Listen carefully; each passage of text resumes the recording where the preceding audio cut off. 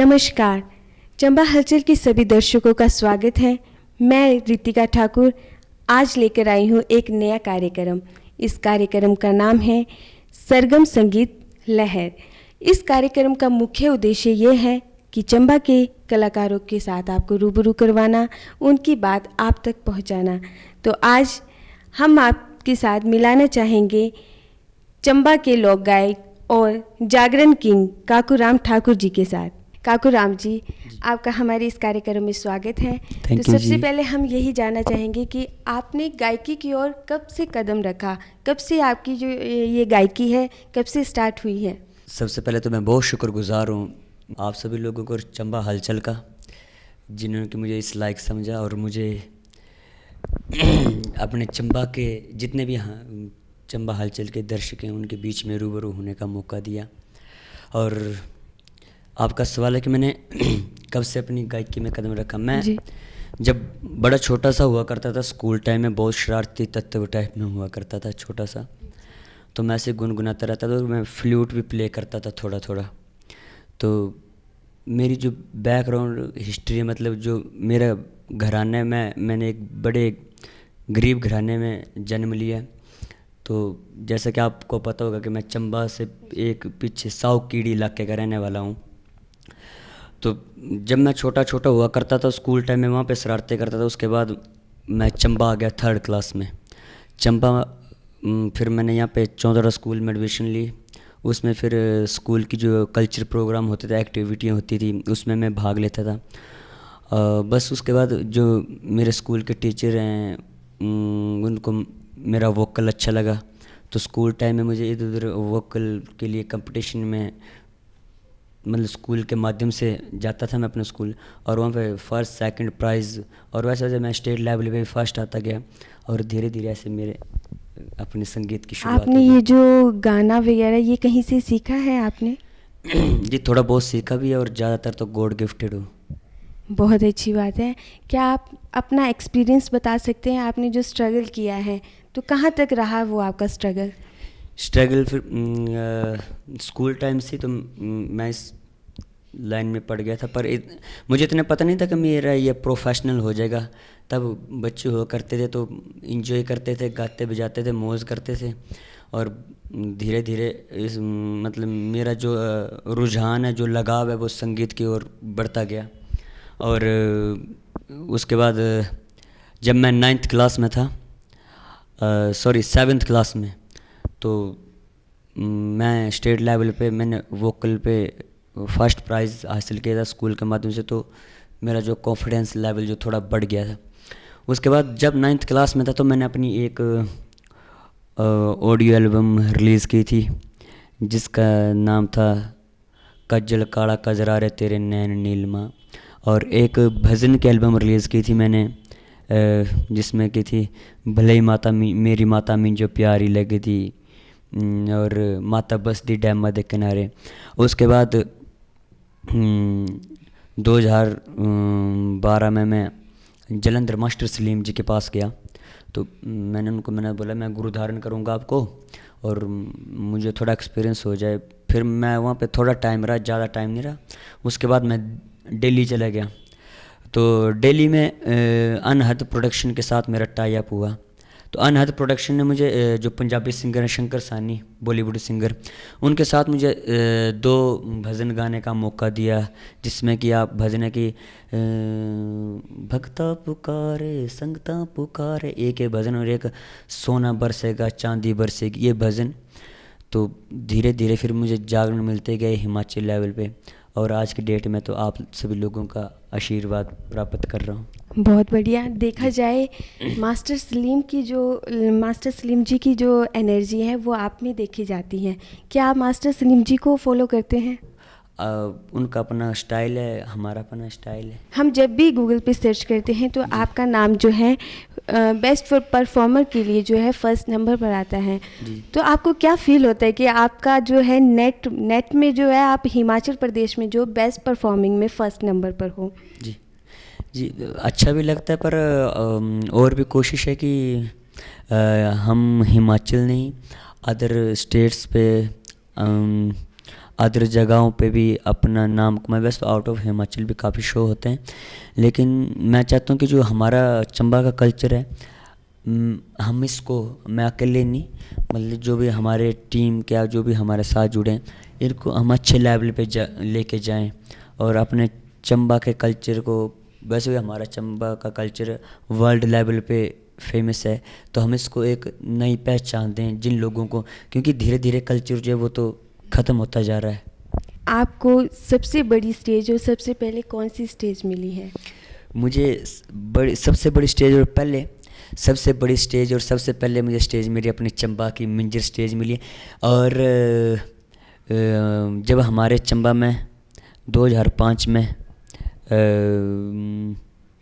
Millennium हुआ था, जब हमारे चंबा को 1000 साल हुआ था, तो उसके बाद मुझे अच्छी स्टेजें मिलना शुरू हो गई थी। आपकी जो अभी एल्बम आई है उसके बारे में बताइए।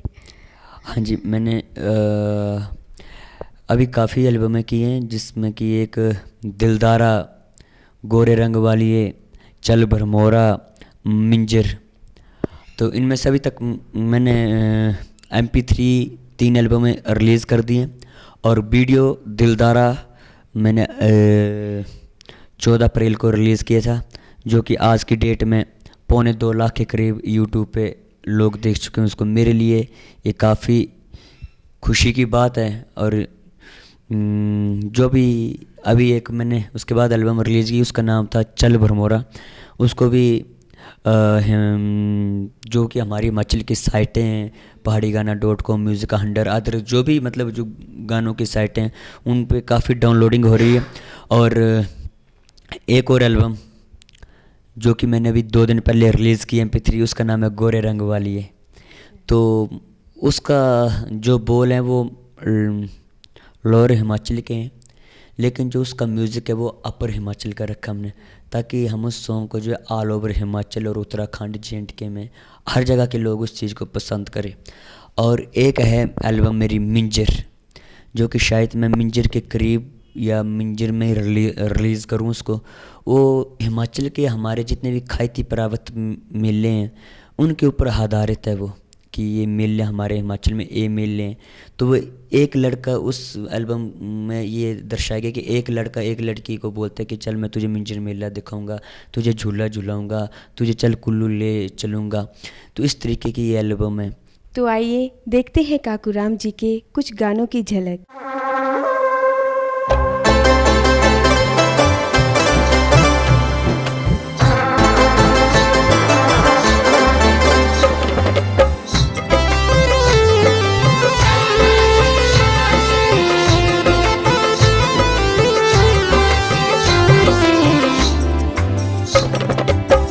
दिल दई कदरा न पाई दिलदारा, तू सकन प्रीता तुलाई हो।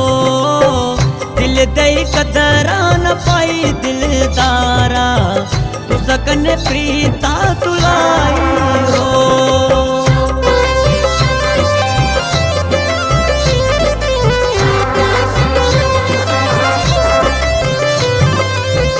काकूराम जी, एक तरफ आप गाने गाते हैं जी। तो आपका जागरण की ओर कैसे चले गए? आप कैसे चले गए जागरण की ओर? हाँ जी, एक्चुअली गाने तो स्कूल टाइम में मैंने बताया कि मैं थोड़ा शरारती टाइप में हुआ करता था, मतलब पंगे पुंगे करते थे। और जागरण किस तरफ की, हमारे यहाँ पे भली माता का मंदिर है, सभी जानते होंगे। तो मैं जब 4th या 5th क्लास में था, तो मैं वहाँ पे भली माता के मंदिर में भंडारा था, मैं वहाँ पे काम करने के लिए गया हुआ था। हाँ जी, तो वहाँ पे जागरण की पार्टी आई थी, लोकल पार्टी यहाँ की।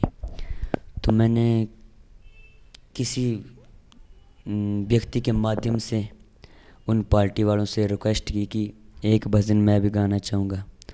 तो पार्टी वालों का कहना था कि अभी नहीं, अभी हमारे सिंगर हैं, जब बाद में तारा रानी के टाइम में मौका मिलेगा तब इसको ज़रूर मौका मिलेगा। तो मुझे वेट करते करते कोई 2:45 हो गए रात के, मैं बैठे रहा, मैं लगा गायक ही जाना आज, मैंने कुछ भी हो जाऊँगा। 2:45 बजे उन्होंने मेरा नाम अनाउंस कर दिया। मैंने अपना जो चंबा के, जिसको हम बोल सकते फाटेडू, वो चंबा का एक भजन पेश किया, उसके बाद दूसरा, और लोग बोलते एक और वंस मोर वो करते गए। और तब वो अंडे वगैरह लगाना, तो मैं बच्चा था तो मेरे लिए तो 10-10 रुपये बड़े मायने रखते थे। वो अभी भी रखते हैं, पर तब बचपना था ना, 4th-5th क्लास में क्या होता है, मैं गांधा गया मैं, बस ऐसे ऐसे परफॉर्म करता गया। और वो उस दिन से मेरी थोड़ी लाइफ में बदलाव आ गया है। उसी दिन पार्टी वालों ने सुबह मुझे पकड़ लिया, बोलते कहाँ से हो आप, और मेरा पूरा एड्रेस वगैरह लिया और मुझे अपने ऑफिस में ले गए, अपने स्टूडियो में ले गए। हमारे यहाँ चंबा में NMG करके स्टूडियो है। तो उस दिन के बाद उन्होंने बोला कि अब हमारा नेक्स्ट जागरण 15 दिन के बाद है, तो हम चाहते हैं कि आप कंटिन्यू हमारे पास आएँ और थोड़ी प्रैक्टिस करें, हम आपको अपनी पार्टी का एज ए मेन सिंगर पेश करेंगे। बस उस दिन के बाद मैं उस पार्टी का मेन सिंगर हो गया, और उस पार्टी में मैंने 3-4 साल काम किया। फिर मैंने सोचा यार कुछ और करना चाहिए बढ़ के, फिर इधर उधर भटकता रहा। मतलब मुझे जो अच्छा लगता है मैं वो कर देता हूँ। मैं दिमाग से नहीं सोचता, मैं दिल की ज़्यादा सुनता हूँ। जो मुझे अच्छा लगता है मैं कर देता हूँ, मैं ये नहीं सोचता हूँ ये अच्छा है या बुरा है। फिर उसका रिजल्ट मुझे अपने आप ही बाद में मिल जाता है, चाहे वो अच्छा हो चाहे बुरा हो। हाँ जी। और उसके बाद फिर एल्बमों का दौर था, कैस्टों का। मैंने सोचा यार एक एल्बम मैंने भी निकालनी, पर मेरे पास पैसे नहीं होते, पैसे कहाँ से करने। फिर मैं कभी एक मेरे दोस्त से, वो सभी अच्छे घराने के थे, मैं अपने दोस्तों को बोलता था, मैं कहा यार मैंने कैसे निकालना, तो बोलते ले भाई कमाल करता, काट दो सिलेंगे पैसे। तो बोलते थे पर लगाता कोई नहीं था। तो अचानक ही मुझे स्पॉन्सर मिल गए कुछ मेरे मित्र सज्जन, तो मैंने एक एल्बम रिलीज़ कर दी और एक भजन मैंने रिलीज़ कर दिया। क्योंकि मेरी जागरण की शुरुआत भले माता से हुई थी, तो मैंने जो अपनी लाइफ का पहली एल्बम और भजन किया वो मैंने भले माता से नाम से। आप उस भजन को सुन सकते हैं, उसका नाम है मेरी माता मिंजो प्यारी लगदी, भले ही बाड़ी मिंजो प्यारी लगदी, हाथ मेरे सिर रखिया तो माता हमारी लगदी। भले बाड़ी मिंजो प्यारी लगदी, मेरी माता मिंजो प्यारी लगदी, हाथ मेरे सिरा रखिया तू माता हमारी लगदी। हाथ मेरे सिरा रखिया तू माता हमारी लगदी। भले बड़ी मिंजो प्यारी लगदी, मेरी माता मिंजो प्यारी लगदी, हाथ मेरे सिरा रखिया तू माता हमारी लगदी। अच्छा काकू जी, आप बताइए, छोटा पैक बड़ा धमाका, ये नाम आपको कहाँ से मिला? हाँ, ये तो मुझे भी याद नहीं है कहाँ से मिला, पर अचानक ही जब भी स्टेज पे जाता था तो बस यही एंट्री होती, प्लीज़ अब आपके सामने आ रहे हैं छोटा पैकेट बड़ा धमाका। मुझे लगता है मैं देखने में छोटा हूँ ना, इस करके। और मेरी परफॉर्मेंस जो है, मैंने आपको पहले बताया कि जो मेरा रो करता है मैं वही करता है। कई लोग मुझे पागल भी बोलते होंगे, कई लोग फुकरा भी बोलते होंगे, लेकिन फ़र्क तो बड़ा पड़ता है। तो जहाँ पे अच्छाई होती है वहाँ पे बुराई भी तो होती है। जैसे हमारा एक परिवार होता है, परिवार में जहाँ पे प्यार होता है वहाँ पे लड़ाई भी होती है। तो परिवार में कई बड़े करीबी होते हैं, कई नहीं होते। वैसे ही हमारा भी एक संगीत का परिवार है।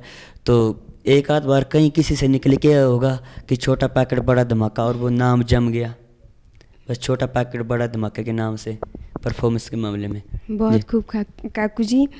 अच्छा आप बताइए, आपको चंबा से बाहर जितनी भी डिस्ट्रिक्ट हैं वहाँ पे आपको बहुत वैल्यू दी जाती है, आप हर वक्त वहाँ पे बुक रहते हैं जागरण के लिए, तो क्या चंबा के कलाकारों को चंबा में वैल्यू दी जाती है? अगर मैं आज बाहर मेरी कदर है तो ड्यू टू चंबा की वजह से।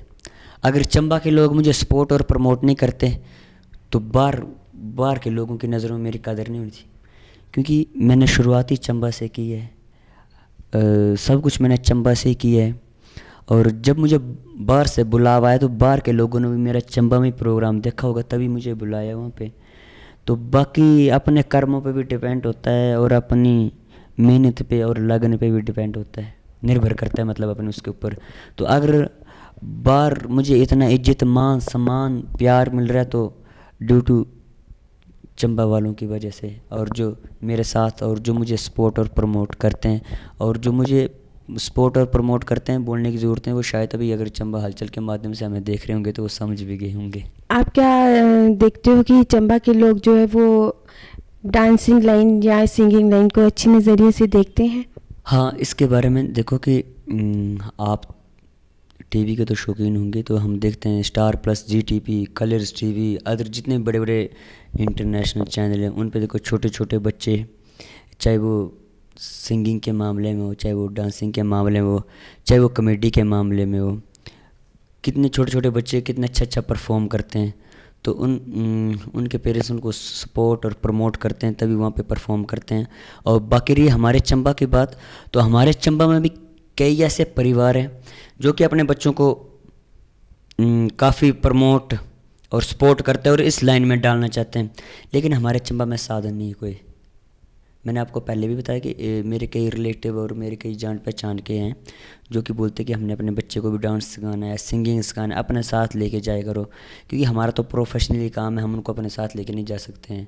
और या हमारा कोई स्कूल होता है, हम यहाँ पे या हमें एक सोसाइटी बनानी चाहिए, जितने भी चंबा के अच्छे लेवल के कलाकार हैं या संगीतकार हैं या डांसर हैं, उनको एक अपनी सोसाइटी बनानी चाहिए, और एक सोसाइटी बनाकर एक चंबा में एक्टिंग, डांसिंग, कॉमेडियन और जो भी मतलब हमारे इससे संगीत से मतलब रिलेटिव या मिली जुली जो भी हैं, वो यहाँ पे सभी एक्टिविटी हो, तो नेचुरली बच्चे अपने आप एक्टिव होंगे और अपने आप आगे जाएंगे।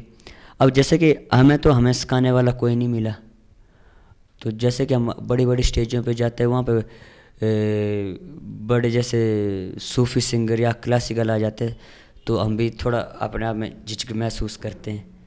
हमारा तो चलो थोड़ा गॉड गिफ्ट है और आप लोगों का आशीर्वाद है कि थोड़ा लोगों के दिलों में जगह बना लेते, लोग हमें पसंद करते, वरना कोई हम इतने बड़े वो नहीं है। अपनी सच्ची क्लियर बात है, बड़े गाने वाले बैठे हैं, बड़े सुरीले।